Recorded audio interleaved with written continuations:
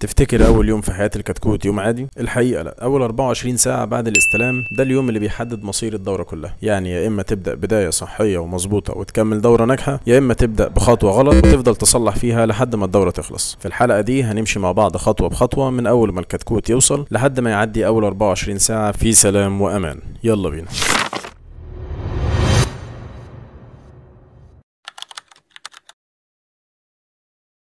السلام عليكم ورحمة الله وبركاته. معاكم مهندس محمد الصاوي من قناة كتكوت أكاديمي. طيب خلينا ناخد النقطة الأولى وهي لحظة استلام الكتاكيت. أول ما العربية توصل لك تستعجلش وتنزلهم على طول. قبل أي حاجة بص على حيوية الكتكوت، وده هتشوفه في إن الكتكوت الصح لازم يكون نشيط وعينه لامعة، رجليه مش ناشفة ولا فيها التصاق، صوته واضح وحركته سريعة. خد بالك كمان من حرارة الجو أثناء النقل. لو الكتاكيت طالعة من مكان بارد ووصلت لجو حر ده ممكن يعمل صدمة حرارية. بعد ما تتأكد إن كل حاجة تمام كده خلاص تقدر تدخلهم العنبر، لكن خد بالك ما تدخلش الكتاكيت على ارضيه بارده ولا على عنبر لسه بيسخن. الحاجه التانية وهي اول 6 ساعات، والست ساعات دول انا بسميهم الساعات الحرجه، لان اول 6 ساعات دي اهم فتره في حياه الكتكوت بعد الفأس. قبل ما يدخلوا عندك في العنبر لازم تكون مظبط الحاجات اللي هقولك عليها. الحاجه الاولى هي درجه الحراره من 33 ل 34 درجه. الحاجه التانية ان الاضاءه شغاله 24 ساعه. الحاجه التالتة انك تكون مجهز ميه، والميه لازم تكون دافيه مش من الحنفيه، وتكون حاطط فيها محلول معالجه جفاف او الكترولايت علشان تعوض الاجهاد. لو وصلت لحد هنا واستفدت من اللي فات فما تنساش تدوس لايك واشتراك علشان تستفيد من الحلقات الجايه ان شاء الله. طيب عملت كل ده، بعد كده وزع الكتاكيت بهدوء جدا جوه العنبر، سواء كنت بتربي بطاريات او بتربي ارض، وخليهم يوصلوا للميه والعلف بسهوله. وعايزك هنا تراقب توزيعهم، لو متجمعين على بعض يبقى حاسين بالبرد، ولو متفرقين بعيد يبقى في حراره عاليه، ولو قاعدين ساكتين يبقى في حاجه مش مريحه ولازم تدور عليها وتحلها. كده اتكلمنا عن اول 6 ساعات، وخلينا دلوقتي في النقطه الثالثه ناخد من 6 ساعات ل 24 ساعه الاولى. دلوقتي الكتكوت بدا يتاقلم شويه، فاضل بس نركز على 3 حاجات. اول حاجه هي العلف البادي الناعم جدا، والحاجه الثانيه هي الميه النظيفه والدافيه والمتاحه طول الوقت، والحاجه الثالثه ان الاضاءه تكون منتظمه ومستمره.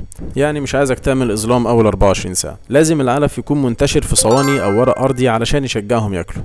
وخلي بالك الكتكوت بيتعلم بالالوان والحركه، اسمع صوتهم دايما. كتكوت مش محتاج يتكلم عشان يقولك عندي مشكله، هو بيقولك بجسمه. الصوت العالي معناه انهم مش مرتاحين، والصوت الهادي معناه راحه ودفء ورضا. النقطه الثالثه اللي عايزك تفهمها وهي لغه الكتكوت. لو الكتاكيت متجمعه في ركن فالعنبر بارد، ولو منتشره ومش مركزه على الاكل يبقى الجو حر بزياده، ولو صوتها عالي ومتوتره فاكيد في تيار هواء او اضاءه مزعجه، ولو هاديه وبتاكل وتشرب طبيعي فكده تمام، الجو مثالي. اللي عايزه منك كمربي شاطر انك تبدا تقرا العنبر بعينك وودنك قبل اي اجهزه قياس. واخيرا ما تعتبرش اول يوم ده مجرد بدايه، ده اليوم اللي بيبني عليه الكتكوت مناعته وسلوكه للايام اللي جايه، وكل دقيقه فيه بتكون محسوبه. فلو بدات صح هتكمل مطمن، ولو بدات غلط فهتدفع الثمن في كل مرحله بعدها.